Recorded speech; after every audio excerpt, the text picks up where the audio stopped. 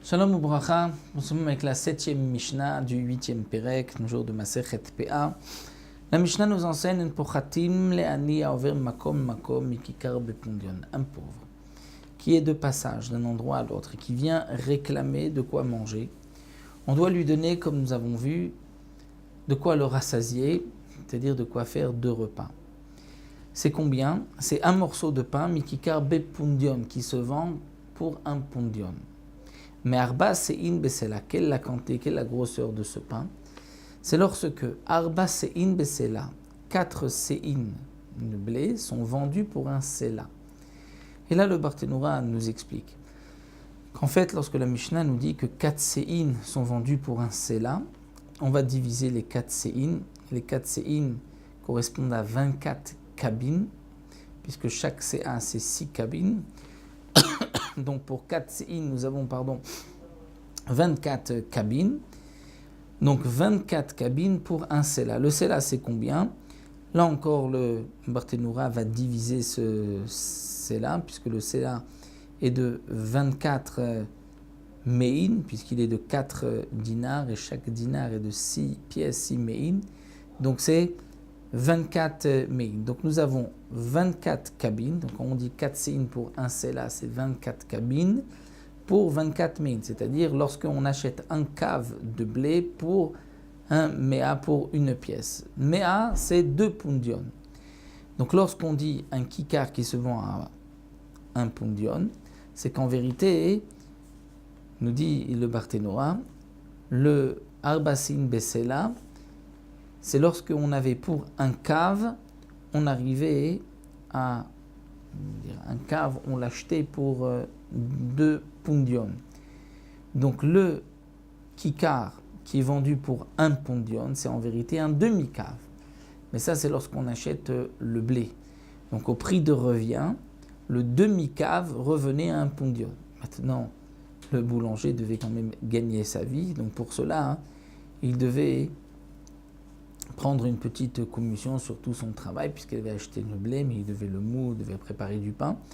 Donc même si au prix de revient, on avait un demi-cave qui était pour 1 pundion, donc pour qu'il y ait un petit bénéfice, il vendait le demi-cave pour 2 pundion, donc 1 pundion c'est un quart de cave. Donc voici ce que la Mishnah nous dit, on ne donnera pas à un pauvre moins que 1 kikar vendu pour 1 pundion, lorsque c'est 4 se'in de blé qui sont vendus pour un sela. Donc c'est quoi le kikar bepundion? C'est-à-dire lorsque nous avons un pain, un kikar, d'un quart de cave qui est vendu pour 1 pundion. C'est donc la quantité qu'on donnera aux pauvres, un quart de cave. L'âne, lorsque on peut rajouter encore, le Barthénoura nous dit que le quart du quart correspond à 6 œufs, 6 bétim.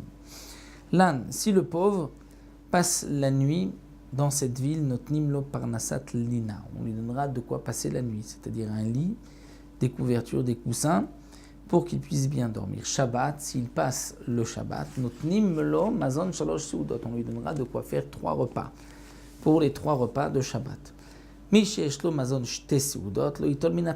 tamchoui était distribué chaque jour par les gabaïm. C'était les gabaïm, les responsables de la tzedaka, frappaient aux portes et demandaient pour les pauvres, comme la soupe populaire, donc ils avaient un grand panier, ils demandaient, donc on appelait le tamchoui.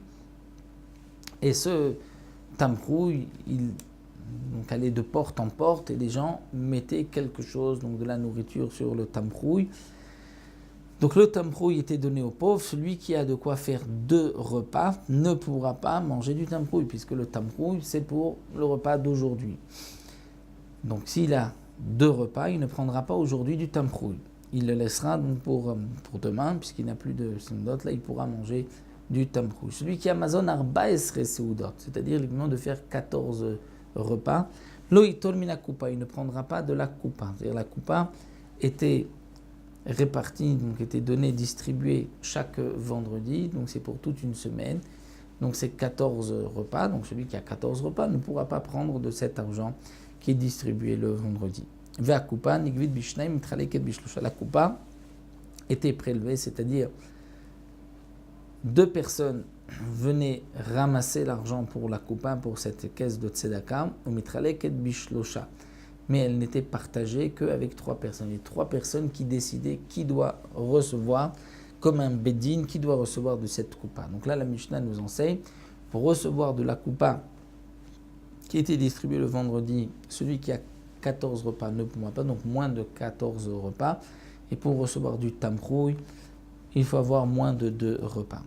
Nous verrons pour les quêtes shichopéa, ça c'est dans la 8e Mishnah, quelle est la somme qu'un homme doit avoir pour ne plus être considéré comme pauvre. Donc ça, nous allons le voir dans la 8e Mishnah la prochaine fois, Bezrat Hashem.